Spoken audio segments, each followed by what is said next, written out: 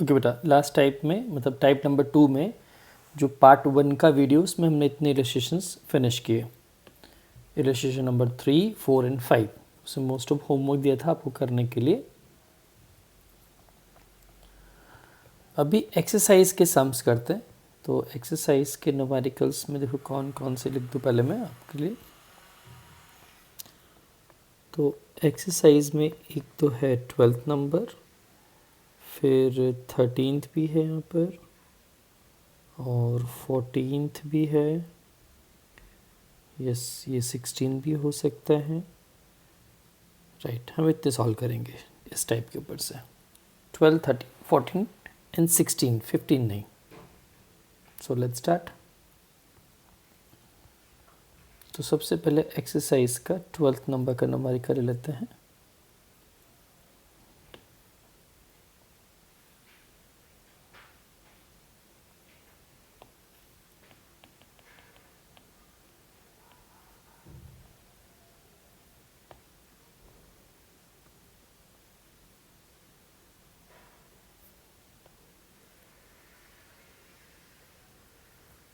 See it is here.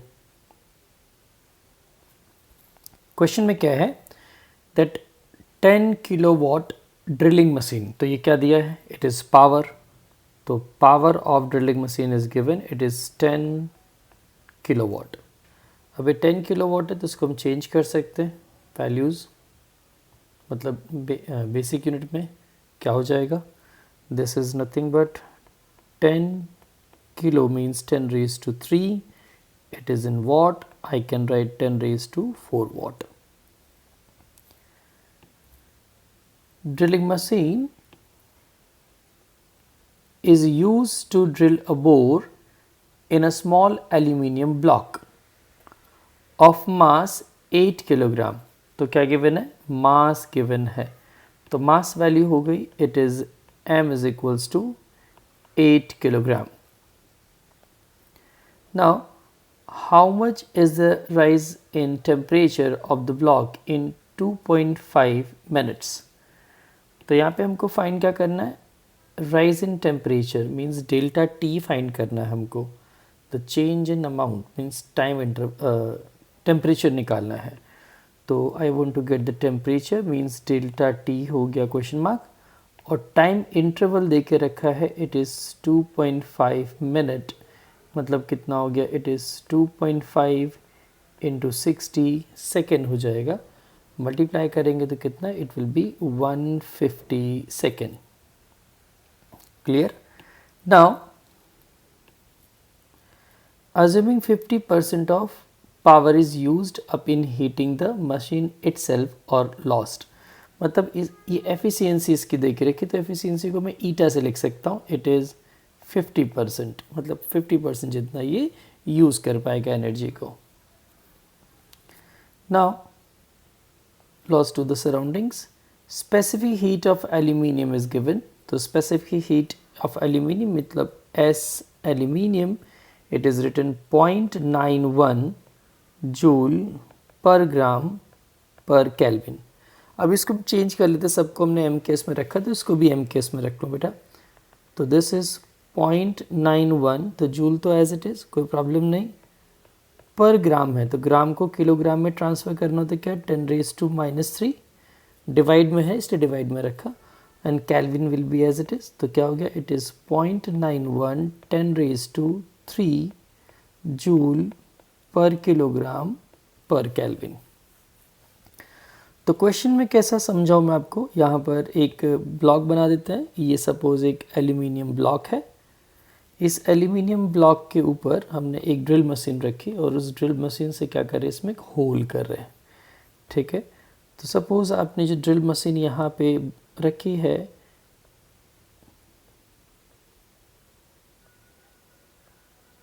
ये drill machine, ठीक है ना, तो यहाँ पे ड्रिल कर रहा है, तो ये ड्रिल करते टाइम क्या करेगा, हीट एनर्जी प्रोड्यूस करेगा, वो हीट एनर्जी किसको मिलेगी, एल्यूमिनियम को मिलेगी। तो 2.5 मिनट में इसका टेम्परेचर कितना बढ़ेगा, इट विल बी इंक्रीज्ड, तो वो हमको निकालना है। तो सबसे पहले पावर की बेस पे अपना फॉर्मूला, बेसिक फॉर्मूला क्या, as power is equals to energy upon time होता है, means it is P is equals to E by T, means E is equals to PT। तो इसका मतलब क्या हुआ, ड्रिलर कितना एनर्जी यूज करता है, energy used by the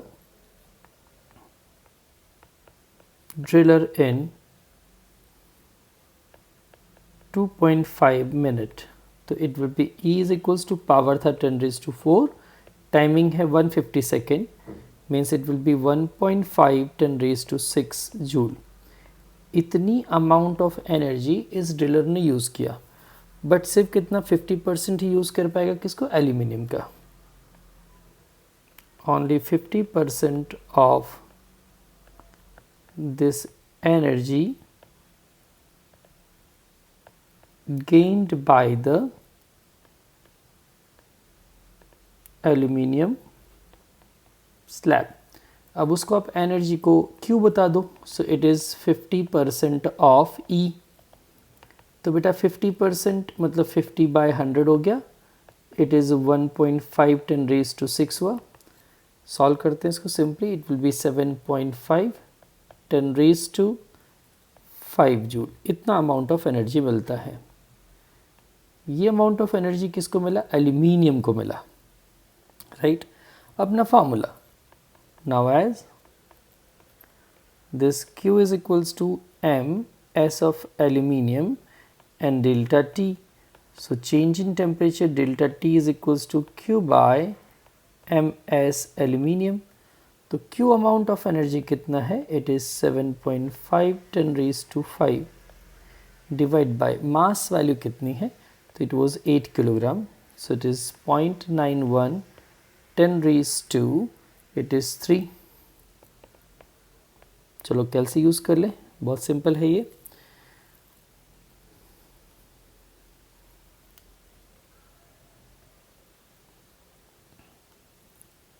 So it is 7.5 into, चलो into में तो कुछ नहीं, sorry, divide 8 and again divided by 0.91, this is 1.03,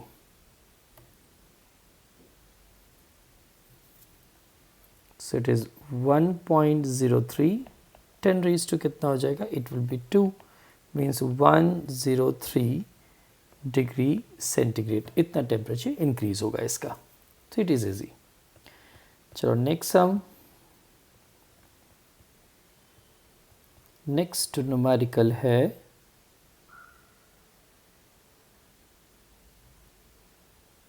yes 13th number बेटा।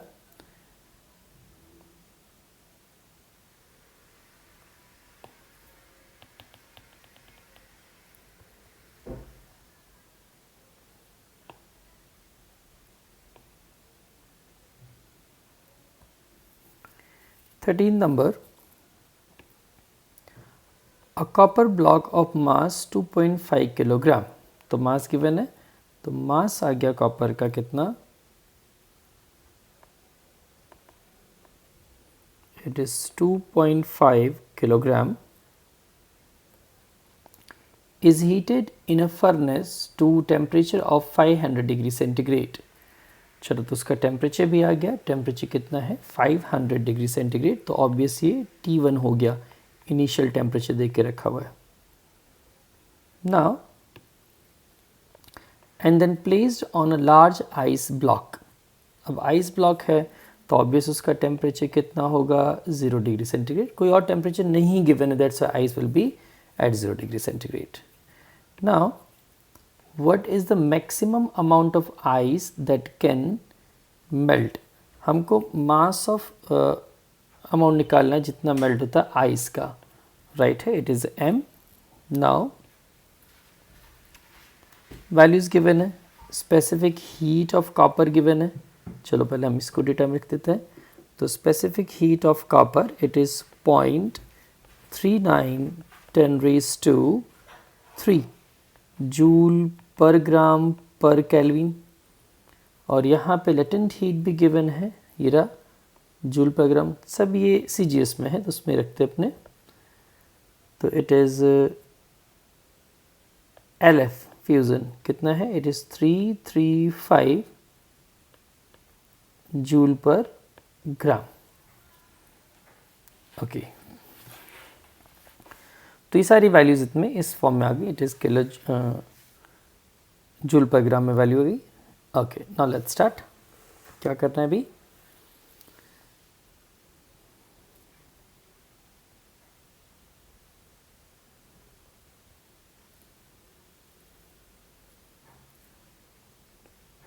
फ्यूज़न रहा। अब कैलकुलेशन में कैसा अपना सिंपल एक काउंटिंग है कि आइस कितना मेल्ट होगा वो हमको निकालना है। देखो यहाँ पर ये हमने मान लिया आइस,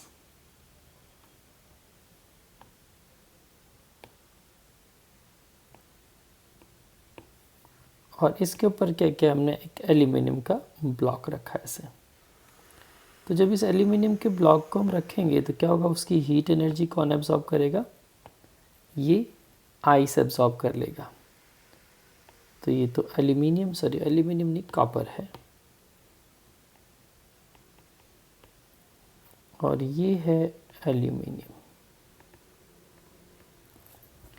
तो यहाँ पे हम कंसिडर कर सकते हैं कि भाई कितना अमाउंट ऑफ एनर्जी मिली, कितना amount of mass of ice melt हुआ। तो कंसिडर करते हैं, लेट अस कंसिडर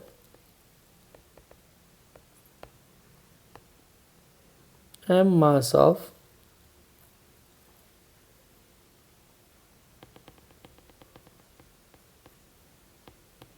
ये एल्यूमिनियम नहीं है, ये आइस है, sorry. So here, so let us consider a mass of ice is melt। बहुत बड़ा अमाउंट है आइस का, मतलब आइस से वाटर बनेगा, वो भी 0 डिग्री सेंटीग्रेड पे होगा, मतलब सिर्फ फ्यूज़न प्रोसेस होगी। देखो आइस ज़्यादा है तो ये सारी की सारी एनर्जी अपनी दे देगा ना आइस को, तो भी कुछ आइस तब भी बच जाएगा। मतलब क्या, ये क्या बन रहा है, वाटर प्लस आइस के फॉर्म में आ जाएगा और कुछ नहीं। तो सबसे पहले क्या, amount of heat energy lost by the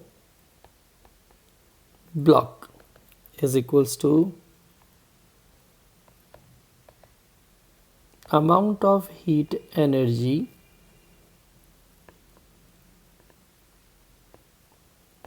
gained by the ice to melt। मतलब क्या हो गया, अब देखो यहाँ पे लॉस्ट दिया हुआ है, तो सिंपल सी बात है, लॉस्ट होने का मीनिंग क्या हो गया, यहाँ पे टेम्परेचर में चेंज क्या होगा, देखो टोटल वैल्यू लॉस कर देगा। पहले टेम्परेचर कितना था उसका 500, 500 से पूरा का पूरा वो ज़ीरो में चला जाएगा। तो लॉस्ट के लिए तो हम माइनस लिखते हैं, M of copper, S of copper, delta T, और यहाँ तो simple it is M L F बनेगा। हम वैल्यूज़ देख लेते हैं। मास ऑफ कॉपर की वैल्यू कितनी थी, it is 2.5 kilogram.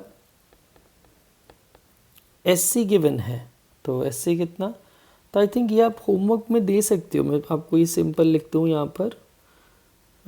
M find करना है बेटा, it is M C S C delta T divided by L F, fusion value भी मालूम है। So this is your homework, try करना, सिर्फ वैल्यू पुटअप करना है, कैलकुलेट करना है। नेक्स्ट 14 नंबर,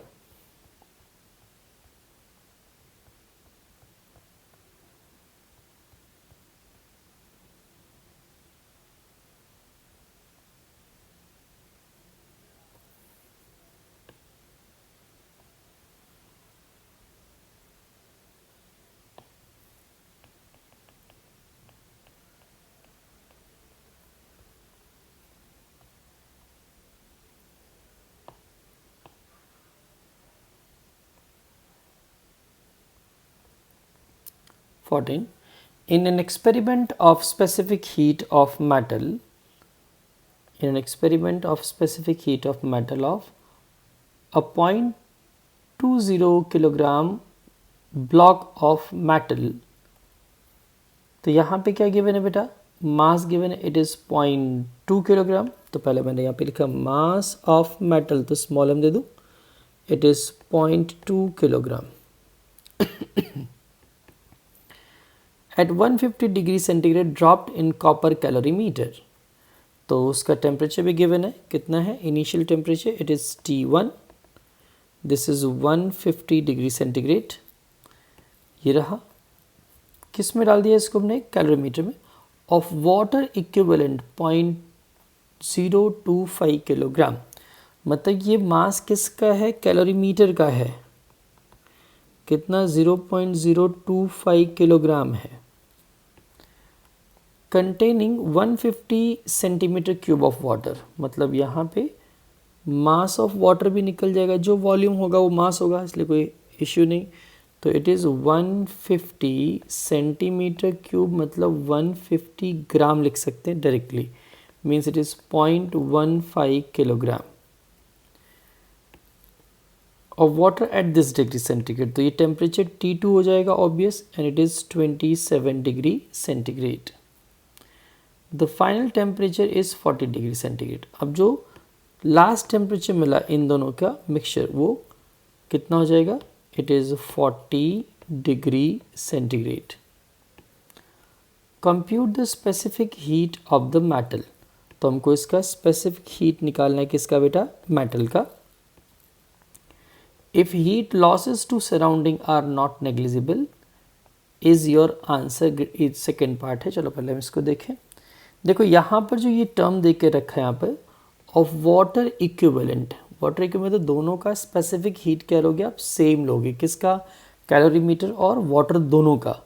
तो इक्विवेलेंसी है, इसलिए मैं यहाँ पे लिख सकता हूँ कि specific heat of copper and specific heat of water both of them are same. तो कितना होता है, 4186 था, याद करो, हमको ये लर्न कर लेना है, ठीक है। वाटर की वैल्यू जो है इट इज़ 4186। यूनिट क्या, अगर मैं खुद joule per kilogram per kelvin. चलिए स्टार्ट करते हैं कैलकुलेशन। तो सबसे पहले कंडीशन क्या हुई कि क्या था यहाँ पर, हीट एनर्जी कौन लॉस करेगा, ये मेटल लॉस करेगा, और किसको मिल जाएगा, ये कैलोरीमीटर और क्या, वाटर दोनों को मिल जाएगा ये। तो सबसे पहले statement, as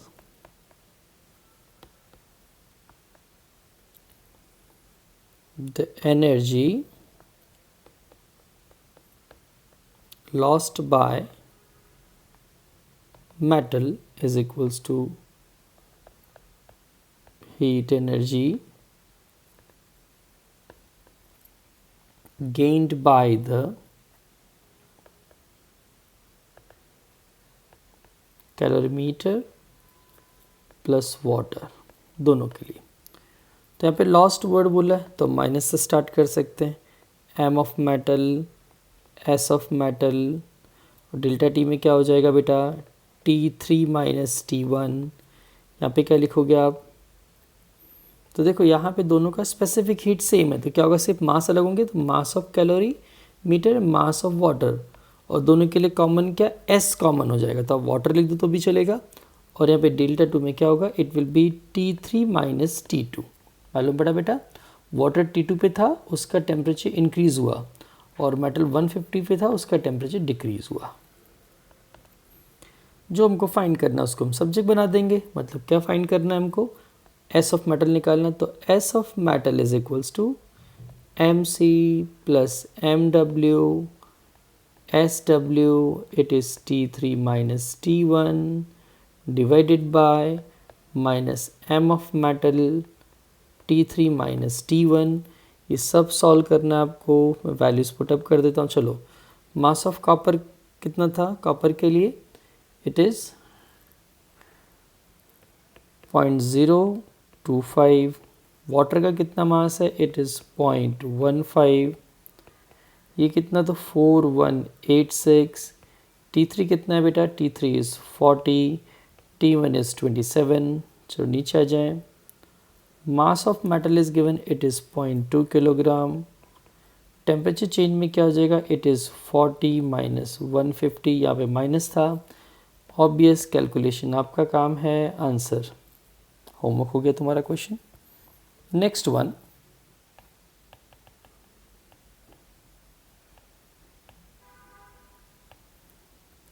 now coming to the 16 number.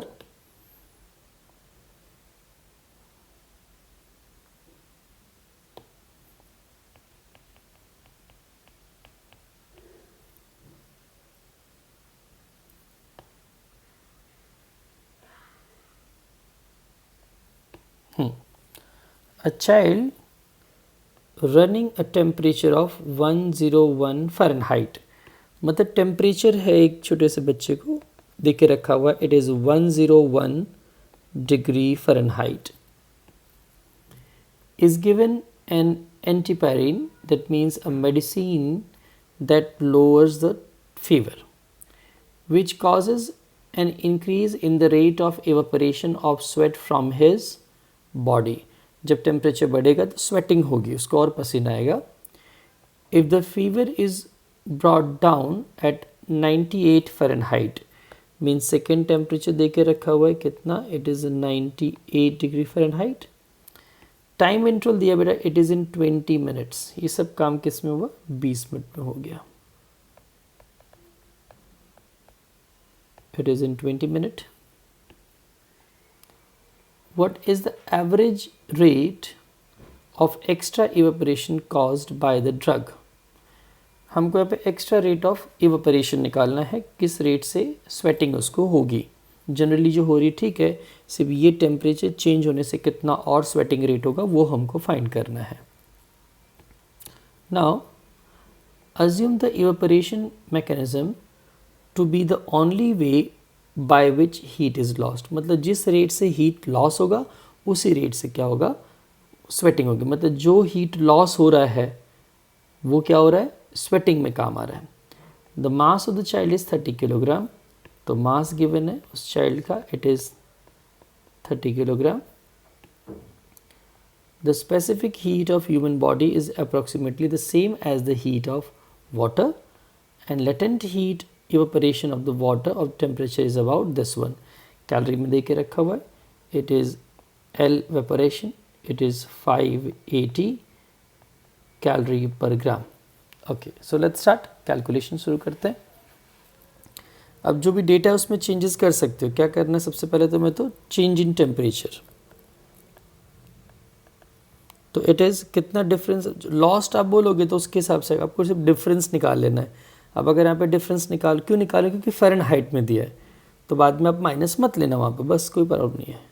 So it is 101 minus 98, so the answer will be 3. पर किस में हो, डिग्री फ़ारेनहाइट. देखो सब्ट्रैक्शन है, हम लास्ट टाइप में समझाएंगे टेम्परेचर. अभी आप डायरेक्टली लर्न कर सकते हो कि इसको मैं क्या करूँगा, 5 से मल्टीप्लाई करूँगा, 9 से डिवाइड, कैलकुलेट करेंगे, it will B approx 1.67 degree centigrade.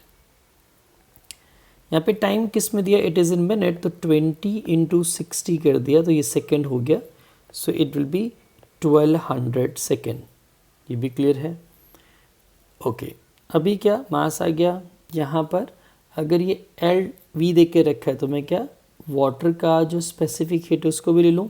Calorie में इज़ 1 कैलोरी पर ग्राम पर डिग्री सेंटीग्रेड. ये भी लर्न कर सकते हैं डायरेक्टली हम.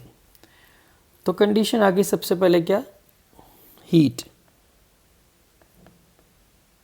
heat energy lost by the child is equals to heat energy for evaporation. तो यहाँ पर evaporation के लिए क्या, तो it is m किसका, स्वेट का, and it is LV evaporation. यहाँ पर मैं क्या कर सकता हूँ, it is MC S delta T. ये मास ऑफ चाइल्ड है तो यहाँ पे मैं मास ऑफ चाइल्ड का यहाँ पे MC कर दूँ बेटा. देखो ये माइनस नहीं लगा रहा हूँ, क्यों, क्योंकि हमने वहाँ पर पहले प्लस वैल्यू ले लिया है, दैट्स वाई. तो कन्फ्यूज़न नहीं होनी चाहिए. तो सबसे पहले क्या करते हैं, मैं पे इस स्वेटिंग वैल्यू को निकाल लेते हैं, कितना होगा, मास ऑफ स्वेट कितना गया, it is MC S delta T divided by LV. Value put up करें तो लिख सकते हैं यहाँ पे क्या, mass of sweat evaporated, it is ms। Values कितना, तो 30 किलोग्राम था मास किसका, चाइल्ड का। ये स्पेसिफिक हीट वैल्यू हम रखते हैं। अब देखो किलोग्राम था तो ग्राम में लेके जाओ, ठीक है ना, इसको भी सबको उसी में रखना पड़ेगा बेटा। तो 10⁻³ हम लिख देंगे यहाँ पर।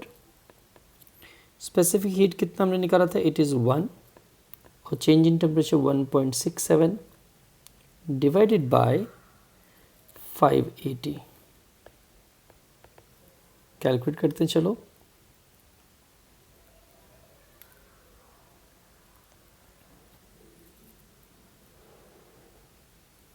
वैल्यूज कितनी, तो ये 30 into 1.67 divide by 580 and answer is 0.086। Okay, कितना, 0.086। उसके आगे 3 क्या कुछ था, 4 कर दें, 10⁻³ तो ms it is 123 means 86.4 ग्राम। इतना मास ऑफ स्वेट क्या हुआ, इवापोरेट हुआ। तो हमको तो निकालना था रेट ऑफ इवापोरेशन।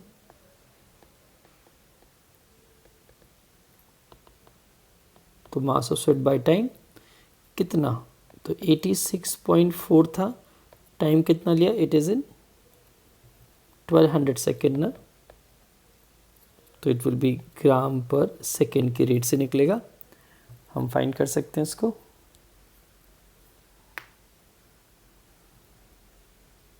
दोनों फाइंड कर दें, ऐसा करते हैं, पहले हम पर मिनट में निकाल सकते हैं इसको, वो ईजियर है। 20 कर दें, इट विल बी ग्राम पर मिनट।